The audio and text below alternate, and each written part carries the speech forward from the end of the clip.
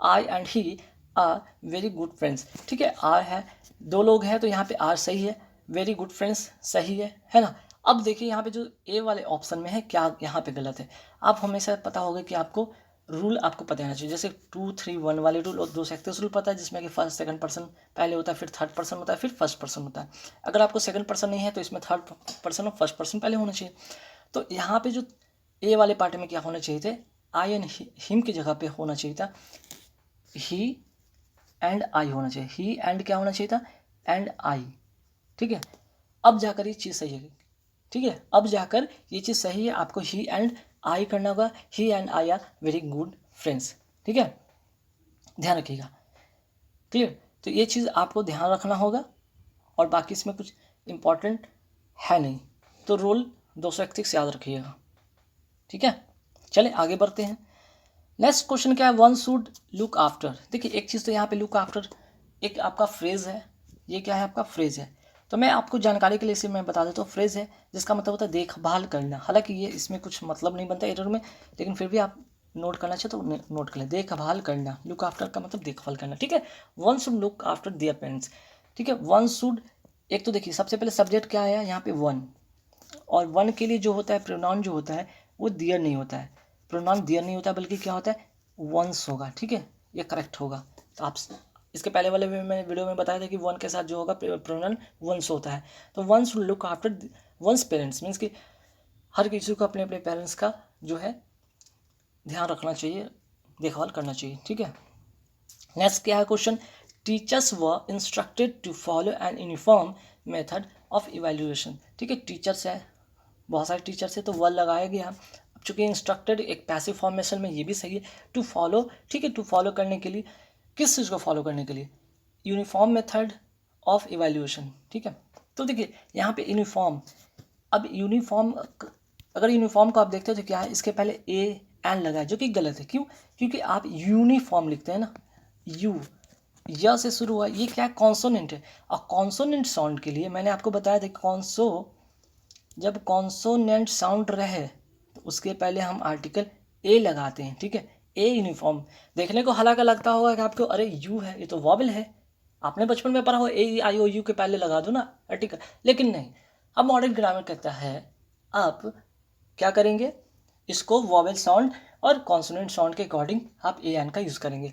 तो आपने देखा कि जब आपने इसको प्रोनाउंस किया यूनिफॉर्म पता चला, यू मीन्स कि या मीन्स कि क्या कॉन्सोनेंट, कॉन्सोनेंट के पहले ए लगता है। ठीक है, चलिए नेक्स्ट क्वेश्चन पे आके थे, the newspapers they admit that advertising sometimes influence their editorial policy.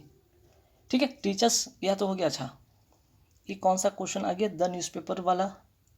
ठीक है, यहाँ पे ये क्वेश्चन एक सेकंड देख लेते हैं, क्वेश्चन तो था नहीं इसमें, तो चलिए ठीक है, ये क्वेश्चन था इस वाले वीडियो के टॉपिक में था, the newspaper they admit that advertising sometime. ठीक है, advertising sometimes influences the editorial policy. ठीक है, न्यूज़पेपर का तो काम ही है भाई ऐसे ऐसे एडवर्टाइजमेंट को दिखाना कि जिससे कि जो एडिटोरियल जो पॉलिसी के अकॉर्डिंग उनका क्या काम है, ये प्रभावित करते हैं ना। तो देखिए द न्यूज़पेपर्स एडमिट, ठीक है, द न्यूज़पेपर एडमिट मानते हैं कि एडवर्टाइजिंग समटाइम्स इन्फ्लुएंस करते हैं देयर एडिटोरियल पॉलिसी को। ठीक है, बट यहाँ पे दे का क्या मतलब बनता है, दे का कोई यहाँ पे मतलब नहीं है, यहाँ पे सुपरफ्लुअस है, बेकार है, यहाँ पे कोई ज़रूरत नहीं था। ठीक है, चलिए नेक्स्ट आते हैं नो सुनर। जैसे नो सुनर का एक बात आता है, एक दिमाग में सबसे पहले आपको क्लिक होना चाहिए, नो सूनर।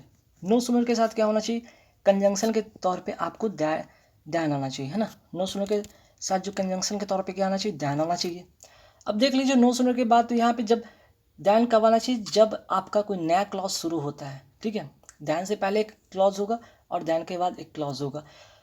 तो जब नया क्लॉज शुरू हो रहा है यहाँ से आई वॉज सब्जेक्टेड से, तो उसके जस्ट पहले क्या आना चाहिए था, यहाँ पे दैन आना चाहिए था। ठीक है, क्या आना चाहिए था, दैन आना चाहिए था। तो यहाँ पे आप क्या करेंगे, इस पार्ट में एरर है, बी वाले पार्ट में एरर है, दैन कर लेंगे। क्लियर, चलिए नेक्स्ट क्वेश्चन क्या है, I saw him coming out, I saw him coming out of the hotel on 10 o'clock। अब देखिए, अब आपने आर्टिकल पढ़ा होगा तो एक चीज़ तो जरूर पढ़ा होगा कि डेफिनेट टाइम के पहले हम क्या लगाते हैं, डेफिनेट टाइम के पहले हम एट लगाते हैं, क्या लगाते हैं, एट लगाते हैं। तो 10 o'clock तो यहाँ डेफिनेट टाइम है और इसके पहले एट लगेगा, ऑन नहीं लगेगा। आप नोट कर लीजिएगा, डेफिनेट टाइम के पहले एट लगते हैं, ऑन नहीं लगते हैं। चलिए नेक्स्ट क्वेश्चन पे आते हैं। One of my friend is returning to India from the USA। देखिए अब मैंने आपको बताया था कि वन ऑफ के बाद, वन ऑफ के बाद नोट कर लीजिए, बहुत इंपॉर्टेंट। वन ऑफ के बाद जो होंगे नाउन क्या होंगे, नाउन आपके प्लूरल होंगे, ये होंगे। और वर्ब क्या होंगे, वर्ब होंगे सिंगुलर। तो ठीक है, वर्ब तो सिंगुलर है, वन ऑफ के बाद वर्ब सिंगुलर करेक्ट है। पर यहाँ पे जो नाउन है ना, ये फ्रेंड ना होकर क्या होता है, फ्रेंड्स होता है। एस लगाना भूल गए, मीन्स कि इसको प्लूरल बनाना इसमें भूल गए कि one of my friends is returning to India from the USA। चलिए नेक्स्ट क्वेश्चन पे आते हैं। अब यहाँ पे फिलिंग द ब्लैंक्स है। फिलिंग द ब्लैंक्स में क्या होगा, टेक दिस मेडिसिन रेगुलरली। ठीक है, इस मेडिसिन को रेगुलर लेना है, and you will get rid dash this disease. ठीक है, अब गेट रीड अपने आप में क्या एक फ्रेज है, get rid of. Get rid of का मतलब होता है छुटकारा पाना, छुटकारा पाना। अब जब तक आपको ये पता ही नहीं कि इसका जो फ्रेज क्या होता है, इडियम फ्रेज में जो आपके होते हैं, गेट रीड ऑफ का मतलब ही क्या होता है, तो आप कैसे बनाएंगे भाई। तो गेट रीड के साथ क्या होता है, ऑफ लगता है। करेक्ट, एक बार में अगर पता होगा, 1 सेकेंड में क्लिक करेंगे और आगे बढ़ जाएंगे। चलिए नेक्स्ट क्वेश्चन क्या है भाई, देखिए she tries to adjust dash her relation. अब क्या करना होगा यहाँ पे, ठीक है, आपको सी ट्राइज टू एडजस्ट के साथ जो प्रीपोजिशन होगा, ना तो सो होगा, ना तो फॉर होगा, ना तो एट होगा। एडजस्ट के साथ विद, किसी पर्सन के साथ रिलेशन की बात करेंगे वो विद होगा। She tries to adjust with her relation. ठीक है, नेक्स्ट क्वेश्चन क्या आती है, the new government took dash last year. देखिए अब टुक के साथ भाई बहुत सारे इंपॉर्टेंट चीज़ आपको समझने होंगे, हालांकि मैं इसका पहले करेक्ट आंसर बता देता हूँ। The new government took over, ठीक है, took over last year. Took over का मतलब होता है क्या है, इसका मतलब नोट कर लीजिए, अधिकार या पद ग्रहण करना, कोई पद ग्रहण करना या अधिकार। ठीक है, कोई अधिकार या पद ग्रहण करना। जो न्यू गवर्नमेंट है लास्ट ईयर क्या किया, उसने अपना जो है उसको ग्रहण किया, मीन्स की उस जो है पद पर ग्रहण, मीन्स के पद पर आया। ठीक, तो टुक ओवर का मतलब तो समझ में आ गया, लेकिन कुछ एक और भी होता है, टुक आफ्टर। टुक आफ्टर या तो पास्ट में लिखा हुआ है, ऐसे टेक ओवर होता है। ठीक है, हालांकि अगर जो नॉर्मल फॉर्म में हुआ वो क्या होगा, टेक ओवर होता है, इसका पास्ट में लिखा गया टुक। डोंट वरी, टेक ओवर का बात करें या टुक ओवर का बात करें, पद या अधिकार ग्रहण होता है। लेकिन टेक आफ्टर का मतलब जान लीजिए क्या होता है, एक चीज़ नोट करना चाहिए तो नोट कर ले, टेक आफ्टर। टेक आफ्टर का मतलब होता है समान होना। समान होना मतलब क्या, रिजेंबल होना, रिजेंबल होना, एक जैसे लगना, मीन्स कि आप पेरेंट्स के जैसे दिखते हो। ठीक है, एक समान दिखते हो, इस तरह के सेंस में। चलिए नेक्स्ट क्वेश्चन पे आते हैं। नेक्स्ट है आपका यहाँ पे क्वेश्चन, चलिए नेक्स्ट है कि Mohan's career has taken some dash twist and turns. अब क्या होना चाहिए, Mohan's career has taken some intuitive, interactive, incentive या इंटरेस्टिंग। तो देखिए मोहन्स के जो कैरियर में क्या आते हैं, सब इंटरेस्टिंग ट्वीट्स आते हैं। क्या आते हैं, सब इंटरेस्टिंग कोई ट्वीट्स आते हैं और टर्न्स आते हैं, है ना। तो इसका जो होगा इंटरेस्टिंग होगा, सम इंटरेस्टिंग। ठीक है, चलिए नेक्स्ट क्वेश्चन पे आते हैं कि when she retired she handed the charge to vice president. ठीक है, जब वो रिटायर्ड कर जाती हैं तो क्या करती हैं, सी हैंडेड, एक क्रॉस होगा, ओवर होगा, ऑफ होगा, आउट होगा। तो जो ये यहाँ पे करेक्ट होगा, यहाँ पे प्रीपोजिशन वो होगा ओवर। ठीक है, हैंडेड ओवर। हैंडेड ओवर का मतलब क्या होता है, प्रदान करना। ठीक है, प्रदान करना, है ना। कहने का मतलब व्हेन सी रिटायर, जब वो रिटायर कर जाती है, she handed over the charge to the vice president. वो अपना चार्ज किसको सौंप देती है, वाइस प्रेसिडेंट को। ठीक है, चलिए नेक्स्ट क्या है, नेक्स्ट में यहाँ पे रूल से रिलेटेड, और ये सब्जेक्ट वर्ब एग्रीमेंट में मैंने आपको कई बार रूल बताया कि स्टैटिस्टिक्स। ठीक है, स्टैटिस्टिक्स हो गया, जैसे फिजिक्स हो गया, ऐसे कुछ वर्ड है, म्यूजिक जैसे वर्ड हो गए, देखने को लगेंगे कुछ कुछ वर्ड में कि प्लूरल है। ठीक है, आपको ऐसे लगेगा कि प्लूरल है, लेकिन गलती मत कीजिएगा, इसके साथ आप क्या कीजिएगा कि प्लूरल वर्ब का यूज़ करिएगा, इसके साथ हमेशा सिंगुलर वर्ब का यूज़ करेंगे। Statistics is always my worst subject. ठीक है, क्योंकि आपका ये जनरल एक्टिविटी या जनरल सेंस में आप कह सकते हैं, जब जनरल सेंस में होता है तो हमेशा प्रेजेंट में बात होता है, और प्रेजेंट में सिंगुलर वर्ब का यूज़ करते हैं, हैव व आर बिल्कुल नहीं होगा। ठीक है, अब आते हैं नेक्स्ट क्वेश्चन पे। The bus dash 50 passengers fail dash the river, ठीक है। फेल के साथ क्या होता है, अब देखिए जो चीज़ मोशन में जाता है, अब रिवर में क्या हुआ है, जो 50 पैसेंजर के साथ जो बस था वो क्या गिर गया ना, ठीक है, मोशन से गिरा, तो उसके लिए हम क्या यूज़ करते हैं, इनटू का यूज़ करते हैं, ठीक है। तो अगर यहाँ पे इनटू होगा तो सारे ऑप्शन तो ऑटोमेटिक कट गए ना। और ऐसे भी जब हम बात करेंगे पैसेंजर का, तो अगर पर्सन के साथ बात होता है वो हम विद लगाते हैं, the bus with 50 passengers fail into the river, ठीक है। चलिए नेक्स्ट क्वेश्चन पे आते हैं। नेक्स्ट क्वेश्चन क्या है, it is raining dash don't go out. अब इट इज़ रेनिंग के साथ क्या होगा, रेनिंग के साथ अगर हम जनरल सेंस में जो भी या कॉमन सेंस के तौर पे भी अगर हम यूज़ करना चाहें तो हमेशा रेनिंग के साथ हैवली होता है। रेनिंग के साथ क्या होता है, heavily. It is raining heavily don't go out, means बारिश बहुत तेज़ से हो रही है इसलिए आप बाहर मत जाए, है ना। चलिए नेक्स्ट क्वेश्चन क्या है, she was remarkably dash in singing and dancing. अब देखिए यहाँ पे क्या होगा, कोऑपरेटिव होगा, एकम्प्लिस होगा, या कंड्यूसिव होगा, या फ्लक्चुएटिंग होगा। तो समझिएगा यहाँ पे इसका जो करेक्ट आंसर क्या होगा, एकम्प्लिस्ड होता है। एकम्प्लिस का मतलब होता है निपुण। अब बताइए वो क्या है, निपुण है, वो शानदार तरीके से अपने किस में, सिंगिंग में और डांसिंग में निपुण है। तो एकम्प्लिस के साथ इन है, यहाँ पे जब देख लिए कि इन है तो इन के साथ हमेशा एकम्प्लिस आता है, क्योंकि कंड्यूसिव के साथ तो टू होता है, ये तो होगा नहीं, कोऑपरेटिव का कोई मतलब बनता नहीं और फ्लक्चुएटिंग का कोई मतलब बनता नहीं है ना। तो she was remarkably accomplished in singing and dancing, clear. चलिए नेक्स्ट क्वेश्चन पे आते हैं, Sheela gain an advantage, Sheela gain an advantage के साथ क्या हो, ओवर हुआ, एडवांटेज ओवर, ठीक है।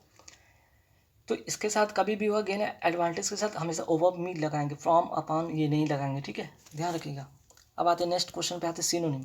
सिनोनिम फटाफट देख लेते हैं भाई। हडल का मतलब होता है क्या, हडल का मतलब होता है बाधा। अगर हडल का मतलब बाधा होता है तो इसका साइनो क्या होगा, मीन्स सेम मीनिंग, सेम अर्थ में इसका मीनिंग क्या होगा, अपोजिशन होगा, ऑब्स्टेकल होगा, थ्रो होगा, या सस्पिशन होगा। तो ऑब्स्टेकल होगा, ऑब्स्टेकल का मतलब ये होता है बाधा, ठीक है। चलिए नेक्स्ट क्वेश्चन पे था डिटर। डिटर का मतलब क्या होता है कि आपको क्या करना कि रोकना। डिटर का मतलब रोकना, किसी काम को करने से रोकना, है ना। इसका क्या होगा, मीन्स कि हिंडर, हिंडर मतलब बाधा पहुंचाना या रोकना, साइनो इसका मतलब भी यही होता है, ठीक है। नेक्स्ट आते हैं बारबैरिक। बारबैरिक का मतलब होता है असभ्य, जिसको कोई ज्ञान व्यान नहीं हो, असभ्य की तरह करता हो, जंगली की तरह करता हो, असभ्य मीन्स कि अनसिविलाइज्ड, मीन्स कि वो असभ्य, पढ़ा लिखा नहीं, अनपढ़ की तरह करता है, ठीक है। नेक्स्ट क्या है, कोहेरेंट। कोहेरेंट का मतलब क्या होगा, यहाँ पे अब अच्छा यहाँ से एंटो शुरू हो रहा है, यहाँ से क्या हो रहा है, एंटो शुरू हो रहा है, तो इसका अपोजिट देखेंगे। कोहेरेंट का मतलब होता है सुमेल, मीन्स कि एक मेल का, या फिर हम कह सकते हैं स्पष्ट, जो अस्पष्ट पता चलता हो। इसका अपोजिट क्या होगा, तो इसका अपोजिट होगा डिसऑर्गेनाइज। तो कह सकते हैं ना कि कोहेरेंट का मतलब होता है ऑर्गेनाइज भी कह सकते हैं, ऑर्गेनाइज कह सकते हैं, और इसका अपोजिट होगा डिसऑर्गेनाइज। कोहेरेंट का मतलब ऑर्गेनाइज, ठीक है। चलिए नेक्स्ट क्वेश्चन पे आते हैं, ब्रूटल। ब्रूटल का मतलब क्या होता है भाई, ब्रूटल का मतलब होता है क्रूर। ब्रूटल का मतलब होता है क्रूर, ठीक है। अब क्रूर का क्या होगा अपोजिट, ह्यूमन, ठीक है। ह्यूमन का मतलब होता है दया से भरा, दया से भरा अपोजिट, ठीक है।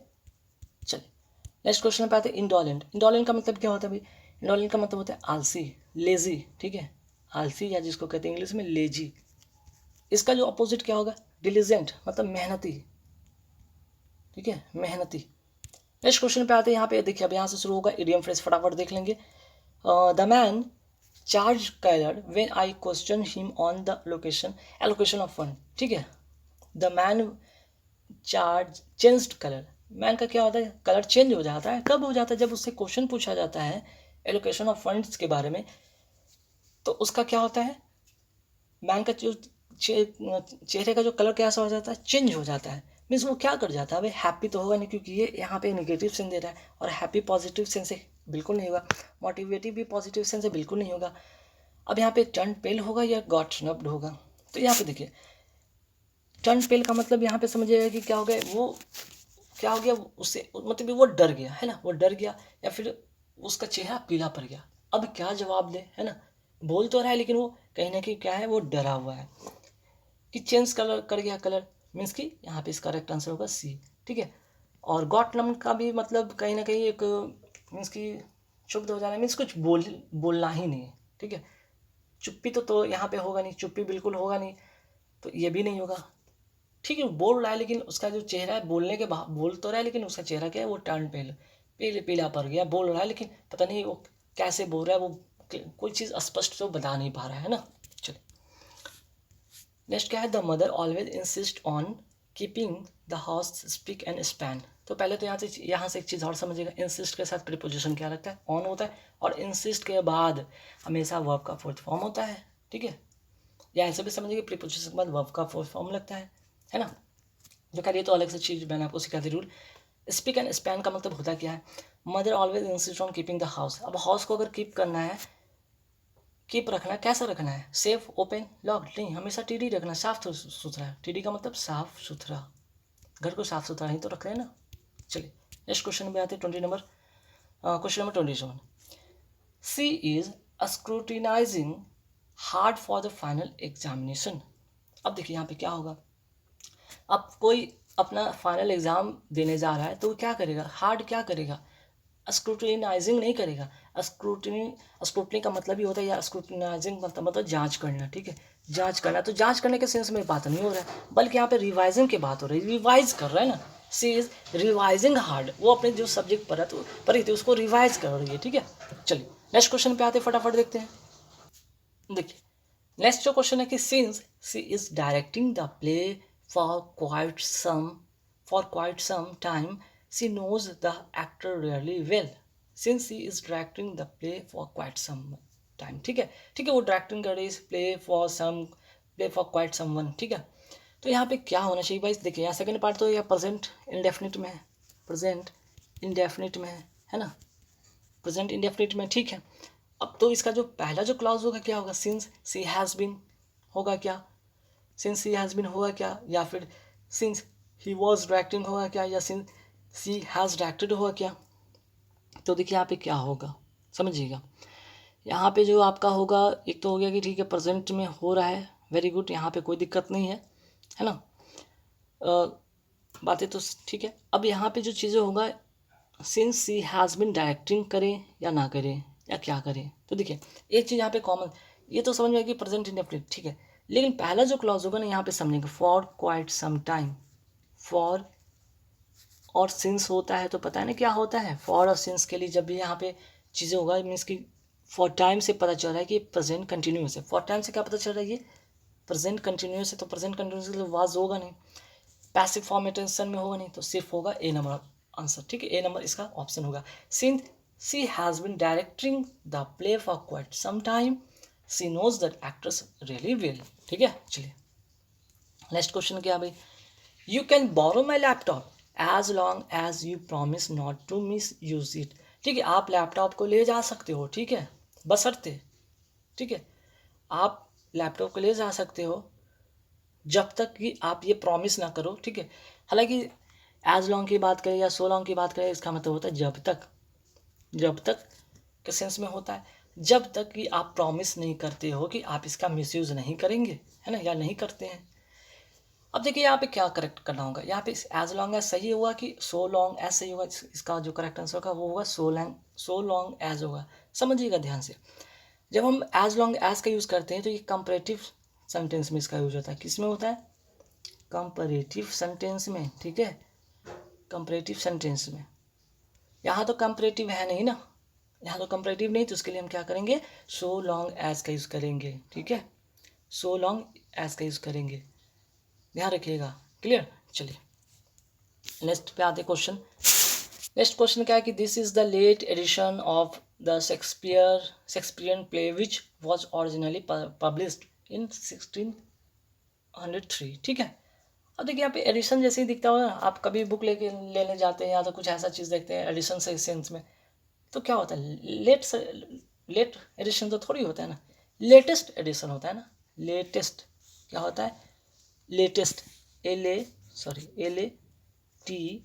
LATEST, लेटेस्ट एडिशन होता है। तो यहाँ पे सॉरी, यहाँ पे तो प्रिंट ही गलत हो गया, लेटेस्ट कर लीजिएगा, यहाँ पे लेटेस्ट एडिशन होगा, LATEST, latest addition.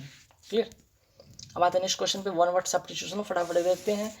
One who is unable to pay one's debt, वो व्यक्ति जो अपना कर्ज देने में अनेबल हो जाता है उसे कहते हैं बैंकरप्ट। ठीक है, चलिए नेक्स्ट क्वेश्चन पे आते हैं कि इंस्ट्रूमेंट दैट मैग्नीफाइज ऑब्जेक्ट, उसको क्या कहते हैं? माइक्रोस्कोप। ठीक है, जो आपको ऑब्जेक्ट को छोटा से क्या कर दे, बड़ा कर दे। चलिए नेक्स्ट क्वेश्चन है, ऐसा जानवर animal which live in water, ऐसा जानवर जो पानी में रहता है उसको कहते हैं एक्वाटिक। ठीक है, नेक्स्ट क्वेश्चन का the study of plant life, study of plant life को क्या कहते हैं भाई? बोटनी कहते हैं, जियोलॉजी कहते हैं, ज्योग्राफी जियोलॉजी, मीन की हो गई यहाँ पे बोटनी। ठीक है, प्लांट की बात करें तो बोटनी। हाँ, एनिमल का होता तो जूलॉजी हो जाता। नेक्स्ट क्वेश्चन क्या है? एक्सक्लूसिव पोजेशन और कंट्रोल ऑफ एनीथिंग, तो इसको क्या कहते हैं? मोनोपोली। ठीक है, एकाधिकार जिसको कहते हैं, क्या कहते हैं? एकाधिकार।